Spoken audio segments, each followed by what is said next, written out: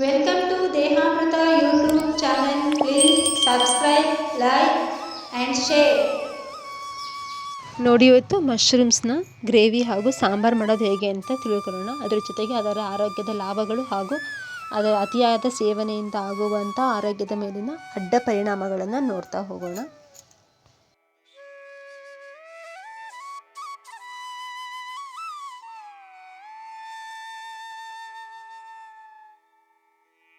Friends, ಬನ್ನಿ ಇವತ್ತು ಮಶ್ರೂಮ್ಸ್ನು gravy ಮಾಡೋದು ಹೇಗೆ, ಹಾಗೆ ಮಶ್ರೂಮ್ಸ್ನ ಸಾಂಬಾರು ಮಾಡೋದು ಹೇಗೆ ಅಂತ ಹೇಳಿ ತೋರಿಸ್ಕೊಡ್ತಾ ಇದ್ದೀನಿ ವಿಡಿಯೋದಲ್ಲಿ. ನೋಡಿ, ಇದು ಸಾಂಬಾರು, ಅದು ಗ್ರೇವಿ. ನೋಡಿ, ಇದು ಇಷ್ಟು ಮಶ್ರೂಮ್ಸ್ನ ತೊಗೊಂಡು ಬಂದಿದ್ದರು ನಮ್ಮ ಪಪ್ಪ. ಒಂದು ಅರ್ಧ kg ಅಷ್ಟು ಇತ್ತು ಅನಿಸುತ್ತೆ.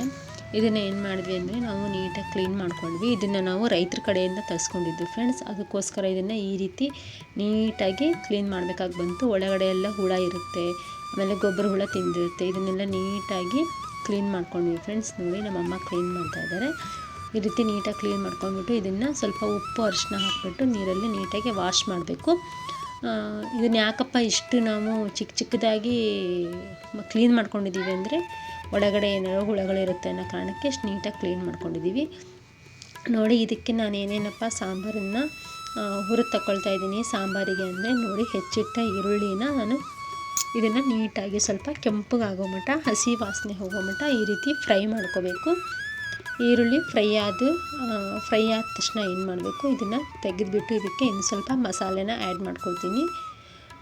ಮಶ್ರೂಮ್ಸಿಂದ ನಮಗೆ ತುಂಬ ಆರೋಗ್ಯದ ಲಾಭಗಳಿವೆ ಅಂತ ಹೇಳಿ ನಿಮಗಾಗಲೇ ತಿಳಿದಿರುತ್ತೆ. ಅದ್ರ ಬಗ್ಗೆ ನಾನು ಇನ್ನೊಂದು ವಿಡಿಯೋನ ಮಾಡಿ ಹಾಕಲಿಕ್ಕೆ ಟ್ರೈ ಮಾಡ್ತೀನಿ. ಸ್ವಲ್ಪ ಒಳ್ಳೆಣ್ಣೆ ಬಿಟ್ಟಿದ್ದೀನಿ ಫ್ರೆಂಡ್ಸ್. ಎಣ್ಣೆ ಬಿಟ್ಟಿದ್ದನ್ನು ನೀಟಾಗಿ ಈರುಳ್ಳಿನ ವಾಸನೆ ಹೋಗೋ ತನಕ, ಹಸಿ ವಾಸನೆ ಹೋಗೋ ತನಕ ನೀಟಾಗಿ ಫ್ರೈ ಮಾಡ್ಕೊಳ್ಳಿ. ಫ್ರೈ ಮಾಡ್ಕೊಂಡ ತಕ್ಷಣ ಇದಕ್ಕೆ ಒಂದು ಸ್ವಲ್ಪ ನಾನು ನೋಡಿ ಇವಾಗ ಇದು ಹಾಕ್ತಾಯಿದ್ದೀನಿ, ಒಣಮೆಣಸಿನ್ಕಾಯಿ ಹಾಕ್ತಾಯಿದ್ದೀನಿ. ನಿಮ್ಮಲ್ಲಿ ಯಾವ ಒಣಮೆಣಸಿನ್ಕಾಯಿ ಇದ್ರೂ ಓಕೆ ಫ್ರೆಂಡ್ಸ್. ಅದರಿಂದ 4-5 ಒಣಮೆಣಸಿನ್ಕಾಯಿ ಹಾಕ್ತಾಯಿದ್ದೀನಿ. ನಂತರ ಖಾರದ ಪುಡಿನೂ ಕೂಡ ಹಾಕ್ತೀನಿ ಫ್ರೆಂಡ್ಸ್. ಒಣಮೆಣಸಿನ್ಕಾಯಿ ಹಾಕ್ಬಿಟ್ಟು ಈ ಒಣಮೆಣಸಿನ್ಕಾಯಿನೂ ಕೂಡ ಸ್ವಲ್ಪ ಡೀಪ್ ಫ್ರೈ ಮಾಡ್ಕೊಳ್ಳೋಣ. ಸ್ವಲ್ಪ ಮುರಿದ ತಕ್ಷಣ ಪುಡಿ ಹಾಕಬೇಕು ಮೆಣಸಿನ್ಕಾಯಿ, ಆ ರೀತಿ ಸ್ವಲ್ಪ ಫ್ರೈ ಮಾಡೋಣ. ನೀಟಾಗಿ ಇದನ್ನು ಈ ರೀತಿ ಫ್ರೈ ಮಾಡ್ಕೊಂಡ್ಬಿಟ್ಟು ಇದಕ್ಕೆ ಏನೇನು ಮಸಾಲೆ ಹಾಕೋದು ಅಂದರೆ ಫ್ರೆಂಡ್ಸ್, ಜೀರಿಗೆ, ಆಮೇಲೆ ಕೊತ್ತಂಬರಿ ಕಾಳು, ಧನಿಯಾ ಪುಡಿ, ಜೀರಿಗೆ, ಹಾಗೆ ಬಂದುಬಿಟ್ಟು ಬೆಳ್ಳುಳ್ಳಿ. ನೋಡಿ, ಬೆಳ್ಳುಳ್ಳಿ ಹಾಕ್ತಾಯಿದ್ದೀನಿ. ಬೆಳ್ಳುಳ್ಳಿನೂ ಕೂಡ ಏನು ಮಾಡಬೇಕು, ಸ್ವಲ್ಪ ಕೆಂಪಗಾಗೋ ತನಕ ಫ್ರೈ ಮಾಡ್ಕೋಬೇಕು. ಇವಿಷ್ಟನ್ನು ಹಾಕಿಬಿಟ್ಟು ಚೆನ್ನಾಗಿ ಹುರಿದು ತಗೊಳ್ಳಿ. ಸ್ವಲ್ಪ ಕಾಳು ಮೆಣಸಿನ್ಕಾಳು ಹಾಕಿದರೂ ಕೂಡ ಈ ಮಳೆಗಾಲದಲ್ಲಿ ಶೀತ ಕೆಮ್ಮಿಗೆಲ್ಲ ತುಂಬ ಚೆನ್ನಾಗಿರುತ್ತೆ. ನೋಡಿ, ನಾನು ಜೀರಿಗೆ ಹಾಕ್ತಾಯಿದ್ದೀನಿ.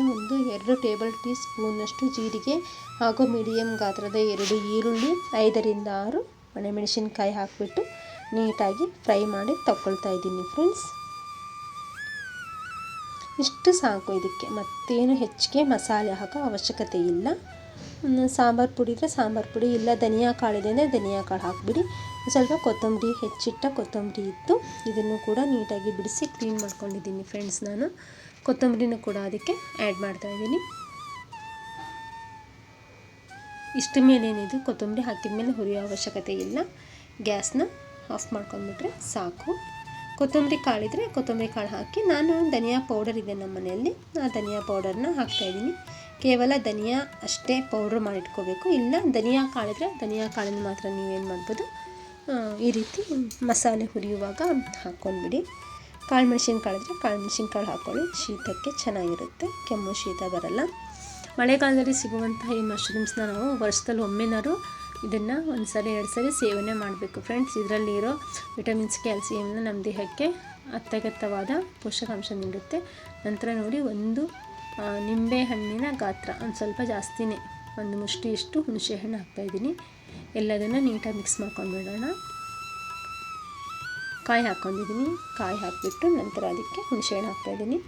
ನಂತರ ಅರಿಶಿನ ಪುಡಿ, ಸಾಂಬಾರು ಪುಡಿ, ನೋಡಿ ಧನಿಯಾ ಪೌಡರು, ಹಾಗೆ ಟರ್ಮರಿಕ್ ಪೌಡರ್ ಹಾಕಿಬಿಟ್ಟು ನೀಟಾಗಿ ಮಿಕ್ಸ್ ಮಾಡಿಬಿಟ್ಟು ಮಿಕ್ಸಿ ಮಾಡ್ಕೊಳ್ಳಿ.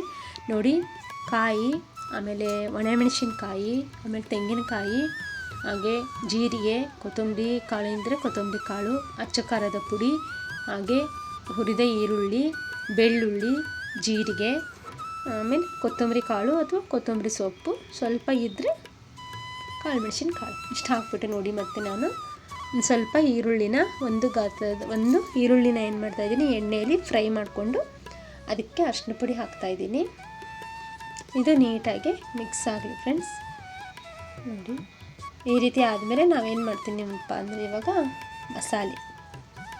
ಮಸಾಲೆನ ಹಾಕಿ ಮಿಕ್ಸ್ ಮಾಡ್ಕೊಂಡ್ಬಿಡ್ತೀನಿ.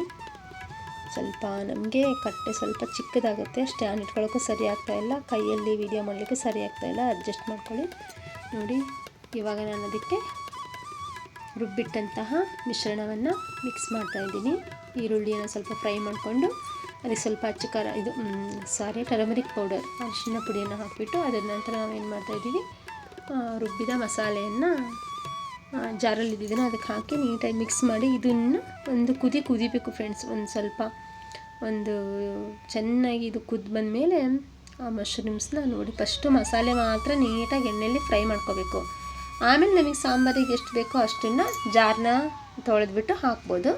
ಫಸ್ಟು ಆ ಮಸಾಲೆನ ಸ್ವಲ್ಪ ಫ್ರೈ ಮಾಡ್ಕೋಬೇಕು ಎಣ್ಣೆಯಲ್ಲಿ, ಆನಂತರ ನೀರು ಹಾಕಿಬಿಟ್ಟು ಮಿಕ್ಸ್ ಮಾಡ್ಕೋಬೇಕು. ಯಾವುದೇ ಸಾಂಬಾರಾಗಲಿ ಒಮ್ಮೆಗೆ ನಾವೆಲ್ಲ ನೀರು ಸಮೇತನೇ ಹಾಕಿಬಿಟ್ರೆ ಅದು ಅಷ್ಟು ಸರಿ ಬರಲ್ಲ. ಮಸಾಲೆ ಸ್ವಲ್ಪ ಎಣ್ಣೆಯಲ್ಲಿ ಫ್ರೈ ಆಗಬೇಕು. ನಂತರ ರುಚಿಗೆ ತಕ್ಕಷ್ಟು ಉಪ್ಪು ಹಾಕಿಬಿಟ್ಟು ಇದನ್ನು ಕೈ ಆಡ್ತಾಯಿದ್ದೀನಿ ಫ್ರೆಂಡ್ಸ್. ಇದನ್ನು ಸ್ವಲ್ಪ ಮುಚ್ಚಿಟ್ಬಿಡೋಣ. ಮುಚ್ಚಿಟ್ಟ ಮೇಲೆ ಕುದೀತಿ ನೋಡ್ರಿ. ಇವಾಗ ಕುದ್ದ ನಂತರ ನಾನು ಇದಕ್ಕೆ ಏನು ಮಾಡ್ತೀನಪ್ಪ ಅಂದರೆ ಇವಾಗ ಕ್ಲೀನ್ ಮಾಡಿ ಇಟ್ಕೊಂಡಂತಹ ಮಶ್ರೂಮ್ಸ್ನ ಹಾಕ್ತಾಯಿದ್ದೀನಿ ಫ್ರೆಂಡ್ಸ್. ಸಾಂಬಾರು ಮಾತ್ರ ಆಗಿತ್ತು ಫ್ರೆಂಡ್ಸ್, ಸಖತ್ ಟೇಸ್ಟು, ತುಂಬ ಟೇಸ್ಟಿಯಾಗಿತ್ತು, ತುಂಬ ಚೆನ್ನಾಗಾಗಿತ್ತು ಫ್ರೆಂಡ್ಸ್. ನಾವು ನಾನ್ ವೆಜ್ ಏನೂ ಬಳಸೋದಿಲ್ಲ ಅನ್ನೋ ಕಾರಣಕ್ಕೆ ಇದನ್ನು ತಂದು ಮಾಡಿದ್ವಿ ಫ್ರೆಂಡ್ಸು. ತುಂಬ ಟೇಸ್ಟಾಗಿತ್ತು, ತುಂಬ ಚೆನ್ನಾಗಿತ್ತು ಊಟ ಮಾಡಲಿಕ್ಕೆ. ನೋಡಿ ಈ ರೀತಿ ಮಿಕ್ಸ್ ಮಾಡಬೇಡಿ. ಚೆನ್ನಾಗಿ ಸಾಂಬಾರು ಕುದ್ದ ಮೇಲೆ ಮಶ್ರೂಮ್ಸ್ನ ಹಾಕಿ ಒಂದು ಕುದಿ ಮಾತ್ರ ಕುದಿಸ್ಕೋಬೇಕು ಫ್ರೆಂಡ್ಸ್. ಚೆನ್ನಾಗಿ ಇದು ಎಷ್ಟೇ ಬೇಯಿಸಿದ್ರೂ ಕೂಡ ಇದು ಒಂದು ಸ್ವಲ್ಪ ಹಸಿವೆ ತಿನ್ನಂಗಿರುತ್ತೆ. ಅಂದರೆ ಒಂದು ಸ್ವಲ್ಪ ಬೇಯಿಸಿ ಒಂದು 20 ನಿಮಿಷ ಚೆನ್ನಾಗಿ ಇದನ್ನು ಕೈ ಆಡ್ತಾ ಬೇಯಿಸಬೇಕು. ನಮ್ದಂತೂ ಗೊತ್ತಲ್ವಾ, ನಾವು ಅಡುಗೆ ಮಾಡೋದೇ ಸ್ಟೀಲಿನ ಪಾತ್ರೆಯಲ್ಲಿ ಸೀದೋಗ್ಬಿಡುತ್ತೆ. ಆ ಕಾರಣಕ್ಕೆ ಸ್ವಲ್ಪ ಕೈ ಆಡಿಸ್ಕೊತಾನೆ ಇದ್ದೆ ನಾನು. ಇದ್ರ ಮುಖದ ಮುಚ್ಚಿ ಇವಾಗ ಸಾಂಬಾರು ರೆಡಿ ಆಯಿತು. ನಂತರ ನೋಡಿ ಗ್ರೇವಿ ಮಾಡ್ಕೊಳ್ತಾ ಇದ್ದೀನಿ. ಇದನ್ನು ಕೂಡ ಚಪಾತಿ, ರೊಟ್ಟಿ, ದೋಸೆ ಯಾವುದಕ್ಕೆ ಬೇಕಾದ್ರೂ ನಾವು ಇದನ್ನು ತಿನ್ಬೋದು ಫ್ರೆಂಡ್ಸ್. ಅನ್ನಕ್ಕೂ ಬೇಕಾದ್ರೆ ನಾವು ಇದನ್ನು ಗಟ್ಟಿಯಾಗಿ ಬಂದುಬಿಟ್ಟು ಅನ್ನದ ಜೊತೆಗೂ ಕೂಡ ನಾವೇನು ಮಾಡ್ಬೋದು, ಕಲಿಸ್ಕೊಂಡು ಊಟ ಮಾಡ್ಬೋದು. ಇನ್ನೊಂದು ಸ್ವಲ್ಪ ಇದನ್ನು ಬೆಳ್ಳುಳ್ಳಿನ ಏನು ಮಾಡ್ತಾಯಿದ್ದೀನಿ, ಹುರಿದ್ಬಿಟ್ಟು ಸ್ವಲ್ಪ ಕೊಡ್ತಾಯಿದ್ದೀನಿ ಫ್ರೆಂಡ್ಸ್. ಅದರಲ್ಲೇ ಸ್ವಲ್ಪ ಸ್ಮ್ಯಾಶ್ ಮಾಡಿಕೊಂಡ್ರೆ ಚೆನ್ನಾಗಿರುತ್ತೆ ಅಂತ. ಒಣಮೆಣ್ಸಿನ್ಕಾಯಿನೂ ಕೂಡ ಇದೇ ರೀತಿ ಹುರಿದು ಸ್ಮ್ಯಾಶ್ ಮಾಡ್ಕೋಬೇಕು. ನೋಡಿ ಇದು ಕಬ್ಬಿಣದ ಬಾಣಲಿ ಫ್ರೆಂಡ್ಸ್. ಕಬ್ಬಿಣದ ಬಾಣಲಿಲಿ ಮತ್ತು ಸ್ಟೀಲಿನ ಪಾತ್ರೆಯಲ್ಲೇ ನಾವು ಅಡುಗೆ ಮಾಡ್ಕೊಂಡು ಊಟ ಮಾಡೋದು. ಆದಷ್ಟು ನಾನು ಅಲ್ಯೂಮಿನಿಯಂ ಪಾತ್ರೆಗಳನ್ನು ಅವಾಯ್ಡ್ ಮಾಡ್ತೀನಿ. ಅದು ಊಟದಲ್ಲಿ ಕರಗಿ ದೇಹದಲ್ಲಿ ಹೋಗೋ ಕಾರಣಕ್ಕೆ ನಾನಾ ರೀತಿ ಕಾಯಿಲೆಗಳಿಗೆ ನಾವು ತುತ್ತಾಗಬೇಕಾಗುತ್ತೆ ಫ್ರೆಂಡ್ಸ್. ಮಂಡಿ ನೋವು, ಮಂಡೆ ಸವೆತ ಬರುತ್ತೆ, ಅದರಿಂದ ತುಂಬ ಕಾಯಿಲೆಗಳು ಬರ್ತಾ ಇದೆ ಅಂತ ಹೇಳ್ತಿದ್ದಾರೆ. ಆ ಕಾರಣಕ್ಕೆ ನಾನು ಅಲ್ಯೂಮಿನಿಯಂ ಪಾತ್ರೆನ ಒಟ್ಟಾಗಿ ಯೂಸ್ ಮಾಡೋಂಗಿಲ್ಲ. ಸ್ಟೀಲಿಂದು ಅಥವಾ ಈ ರೀತಿ ಕಬ್ಬಿಣದ ಬಳ್ಳಿಲಿ ನಾನು, ಆಮೇಲೆ ಎಂಥದ್ದು ಪ್ಯಾನ್ ಬರುತ್ತಲ್ಲ, ನಾನ್ ಸ್ಟಿಕ್ ಪ್ಯಾನು, ಅವೆಲ್ಲ ನಮ್ಮ ಮನೇಲಿ ಯೂಸ್ ಮಾಡಲ್ಲ ಫ್ರೆಂಡ್ಸ್. ನಾವು ವೀಡಿಯೋಗೋಸ್ಕರ ತಂದು ಇಟ್ಕೊಂಡ್ರೂ ಕೂಡ ನಾವು ಅದನ್ನು ಸೇವಿಸಲೇಬೇಕಾಗುತ್ತೆ, ಮಾಡಿದ್ದನ್ನು ಚೆಲ್ಲಕ್ಕಾಗಲ್ಲ. ಅದಕ್ಕೋಸ್ಕರ ನಮ್ಮ ಮನೆಯಲ್ಲಿ ಇರುವಂಥ ಪಾತ್ರೆಯಲ್ಲೇ ನಾನು ಅಡುಗೆ ಮಾಡಿ ತೋರಿಸ್ತೀನಿ. ವಿಡಿಯೋ ರಿಚ್ ಇಲ್ಲದೆ ಇದ್ದರೂ ಪರವಾಗಿಲ್ಲ, ಆರೋಗ್ಯಕರವಾದ ಊಟನ, ಆರೋಗ್ಯಕರವಾದ ಅಡುಗೆನ ಯಾವ ರೀತಿ ಮಾಡಬೇಕು ಅನ್ನೋದನ್ನು ನಿಮಗೆ ತಿಳಿಸ್ಲಿಕ್ಕೋಸ್ಕರನೇ ನಾನು ಚಾನಲ್ ಮಾಡ್ತಿರೋದು. ಆ ಕಾರಣಕ್ಕೆ ಸ್ಟೀಲಿನ ತೊಗೊಳ್ಳಿ ಅಥವಾ ಕಬ್ಬಿಣದ ಬಾಣಲಿ ತೊಗೊಳ್ಳಿ. ಹಳೆ ಕಾಲದಲ್ಲೆಲ್ಲ ಕಬ್ಬಿಣದ ಬಾಣಲಿಯಲ್ಲೇ ಒಗ್ಗರಣೆ ಹಾಕ್ತಾಯಿದ್ರು, ಐರನ್ ತತ್ವ ಬರುತ್ತೆ ಅಂತ ಹೇಳಿ. ಇದು ಹಿತ್ತಾಳೆ ಪಾತ್ರೆ ಮತ್ತು ತಾಮ್ರದ ಪಾತ್ರೆಗಳಲ್ಲೇ ಅಡುಗೆ ಮಾಡ್ತಾಯಿದ್ರು. ನಮಗೆ ಹಿತ್ತಾಳೆ ಪಾತ್ರೆ, ತಾಮ್ರದ ಪಾತ್ರೆನ ಕೊಂಡ್ಕೊಳ್ಳೋದು ಕಷ್ಟ.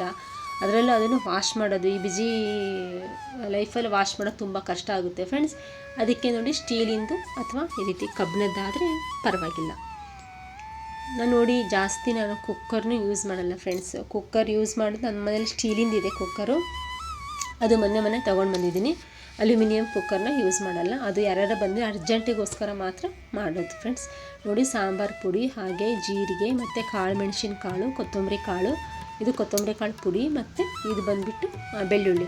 ಕೊತ್ತಂಬರಿ ಕಾಳು ಪುಡಿಗೆ ಒಂದು ಸ್ವಲ್ಪ ಏಲಕ್ಕಿನೂ ಮತ್ತು ಇದು ಸೋಪಿನ ಕಾಳಿಂದು ಮಿಕ್ಸ್ ಮಾಡಿ ಪೌಡ್ರ್ ಮಾಡಿ ಇಟ್ಕೊಂಡಿದ್ದೆ ಫ್ರೆಂಡ್ಸ್. ಅದು ಏನೇನು ಏಲಕ್ಕಿ ಮತ್ತು ಸೋಪಿನ ಕಾಳು, ಕೊತ್ತಂಬರಿ ಕಾಳು, ಧನಿಯಾ ಕಾಳು, ಅದರದ್ದು ಪೌಡರ್, ಅದು ಇಷ್ಟನ್ನ ಹಾಕಿಬಿಟ್ಟು ಪೌಡ್ರ್ ಮಾಡ್ಕೊಂಡ್ಬಿಟ್ಟು ಇದನ್ನು ನಾನು ಮತ್ತೆ ಲಾಸ್ಟ್ ಟೈಮ್ ಯಾವ ರೀತಿ ನಾನು ಫ್ರೈ ಮಾಡ್ಕೊಂಡಿದ್ದೆ, ಈರುಳ್ಳಿ ಮತ್ತು ಅರಿಶಿನ ಪುಡಿನ ಎಣ್ಣೆಯಲ್ಲಿ ಫ್ರೈ ಮಾಡ್ತಾಯಿದ್ದೀನಿ. ಫ್ರೈ ಮಾಡ್ಕೊಂಬಿಟ್ಟು ಅದನ್ನು ತರಿಯಾಗಿ ರುಬ್ಕೊಂಡಿದ್ದೆ, ನೀರು ಟಚ್ ಮಾಡದೆ ರುಬ್ಕೊಂಡಿದ್ದೀನಿ ಫ್ರೆಂಡ್ಸ್. ಪುಡಿ ಮಾಡಿ ಏನೇನು ಹಾಕಿದ್ದೀನಿ, ಬೆಳ್ಳುಳ್ಳಿ, ಆಮೇಲೆ ಜೀರಿಗೆ, ಹಾಗೆ ಕಾಳುಮೆಣಸಿನ ಕಾಳು, ಧನಿಯಾ ಕಾಳು, ಸೋಂಪಿನ ಕಾಳು ಹಾಗೂ ಏಲಕ್ಕಿ ಸೇರಿಸಿ ಪುಡಿ ಮಾಡಿಟ್ಟಿದ್ದೆ ನಾನು. ಆ ಪುಡಿನ ಹಾಕ್ತಾಯಿದ್ದೀನಿ. ಅದಿಷ್ಟನ್ನು ಫ್ರೈ ಮಾಡಿ ತಕ್ಕೊಂಡು ಅದನ್ನು ಮಿಕ್ಸಿ ಜಾರಿಗೆ ಹಾಕಿಬಿಟ್ಟು ನಂತರ ಬಂದುಬಿಟ್ಟು ಬಾಣಲೆಯಲ್ಲಿ ಈರುಳ್ಳಿ ಮತ್ತು ಇದು ಅರಿಶಿನ ಪುಡಿನ ಫ್ರೈ ಮಾಡ್ತಾಯಿದ್ದೀನಿ. ಫ್ರೈ ಮಾಡಿ ಇದರಾದ ನಂತರ ಅದಕ್ಕೆ ರುಚಿಗೆ ತಕ್ಕಷ್ಟು ಉಪ್ಪನ್ನು ಹಾಕ್ತಾಯಿದ್ದೀನಿ ಫ್ರೆಂಡ್ಸ್. ನೋಡಿ ಇಷ್ಟು ಉಪ್ಪು ಸಾಕು ಅನಿಸುತ್ತೆ, ಅದಕ್ಕೆ ಇಷ್ಟು ಉಪ್ಪು ಹಾಕ್ತಾಯಿದ್ದೀನಿ. ನಂತರ ಬಂದುಬಿಟ್ಟು 1 ಟೇಬಲ್ ಟೀ ಸ್ಪೂನಷ್ಟು ಅಥವಾ 1.5 ಟೇಬಲ್ ಟೀ ಸ್ಪೂನಷ್ಟು ಉಪ್ಪಾದರೆ ಸಾಕು ಫ್ರೆಂಡ್ಸ್. ನೋಡಿ ಇದು ತರಿಯಾಗಿ ರುಬ್ಬಿಟ್ಕೊಂಡಂತಹ ಮಸಾಲೆ, ಇಷ್ಟೇ ಇರೋದು, ಇನ್ನೇನು ಇಲ್ಲ ಇದಕ್ಕೆ. ನಂತರ ಇದನ್ನು ನೀಟಾಗಿ ಕೈ ಆಡ್ಕೊಂಡ್ಬಿಡಿ. ನೋಡಿ ಈ ರೀತಿ ತರಿಯಾಗಿ ಇರಬೇಕು ಫ್ರೆಂಡ್ಸ್, ಅಗದಿ ಫುಲ್ ನೈಸ್ ಆಗೋದು ಬೇಡ. ಅದು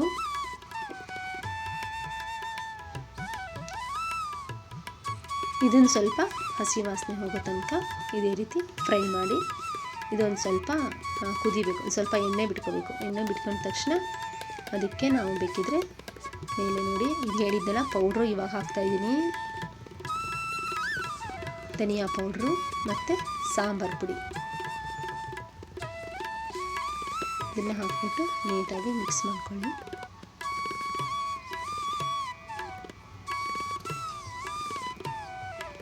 ಸಾಂಬಾರು ಪುಡಿ ಮತ್ತು ಧನಿಯಾ, ಆಮೇಲೆ ಏನು ಸೋಪಿನ ಕಾಳು ಮತ್ತು ಏಲಕ್ಕಿ ಫ್ಲೇವರಿಗೋಸ್ಕರ ಹಾಕ್ಕೊಂಡಿದ್ದೀನಿ.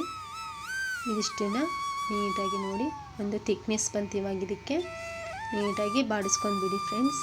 ಬಾಡಿಸ್ಕೊಂಡಾದ್ಮೇಲೆ ಇದಕ್ಕೆ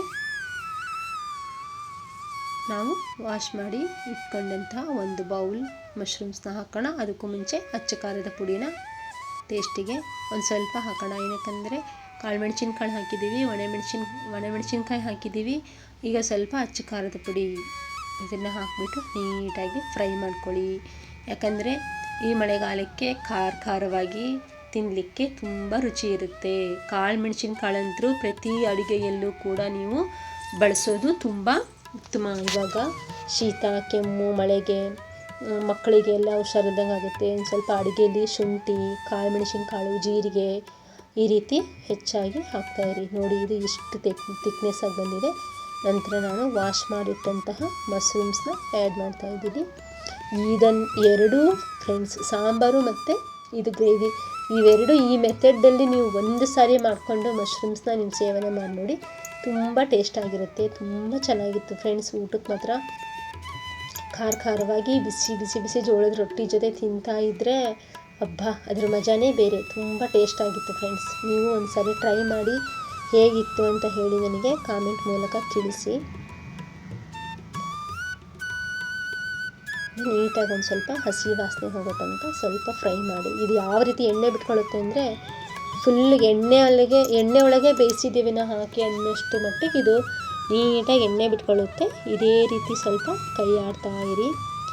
ಬೇರೆಯವರೆಲ್ಲ ಮಾಡ್ತಾರೆ, ತೋರಿಸ್ತಾರೆ ಮಶ್ರೂಮ್ಸ್ನ ಹಾಗಾಗಿ ಹೆಚ್ಚು ಹಾಕಿಬಿಡ್ತಾರೆ. ಅದು ರೆಡಿ, ಇದು ಎಲ್ಲಿ ಬೇಕಲ್ಲಿ ಬೆಳೆಯುವಂತಹ ಮಶ್ರೂಮ್ಸು, ಯಾವ ಸೀಸನ್ ಬೇಕಾದ್ರೂ ಸಿಗುತ್ತೆ. ನಾನು ಆ ಮಶ್ರೂಮ್ಸ್ನ ಹಾಕಿ ಅಡುಗೆ ಮಾಡ್ತಾಯಿಲ್ಲ. ಇದು ವರ್ಷಕ್ಕೊಂದು ಸರಿ ಬರುವಂತಹ ಮಶ್ರೂಮ್ಸ್ ಫ್ರೆಂಡ್ಸ್. ರೈತರ ಕಡೆಯಿಂದ ನಾವು ತರಿಸ್ಕೊಂಡಿದ್ದು. ಇದು ತುಂಬ ಟೇಸ್ಟಾಗಿರುತ್ತೆ. ಇದನ್ನು ಯಾಕಪ್ಪ ಇಷ್ಟು ಚಿಕ್ಕದಾಗಿ ಕ್ಲೀನ್ ಮಾಡ್ಕೊಂಡಿನಿ ಅಂದರೆ ನಾನು ಆವಾಗಲೇ ಹೇಳಿದ ಥರ ಇದು ತುಂಬ ಇದು ಇರುತ್ತೆ, ಹುಳುಗಳಿರುತ್ತೆ, ಬಿಳಿ ಹುಳುಗಳು. ಅದನ್ನೆಲ್ಲ ನೀಟಾಗಿ ತಕ್ಕೋಬೇಕಲ್ವ, ಆ ಕಾರಣಕ್ಕೆ ಅದನ್ನು ಅಷ್ಟು ನೀಟಾಗಿ ಬಿಡಿಸ್ಕೊಂಡು ಕ್ಲೀನಾಗಿ ಮಾಡ್ಕೊಂಡಿರುತ್ತೆ ಫ್ರೆಂಡ್ಸ್. ನೋಡಿ ಬಿಸಿ ಅನ್ನದ ಜೊತೆಗೆ ಬೇಕಾದ್ರೆ ನಾವು ಇದು ಗ್ರೇವಿನೂ ಕೂಡ ಸೇರಿಸ್ಕೊಂಡು ಊಟ ಮಾಡ್ಬೋದು. ಇಲ್ಲಾಂದರೆ ರೊಟ್ಟಿ ಇದೆ, ಅದ್ರ ಜೊತೆಗೆ ನಾವು ರೊಟ್ಟಿ ಮಾಡ್ಕೊಂಡಿದ್ದೀವಿ ನೋಡಿ, ಜೋಳದ ರೊಟ್ಟಿ.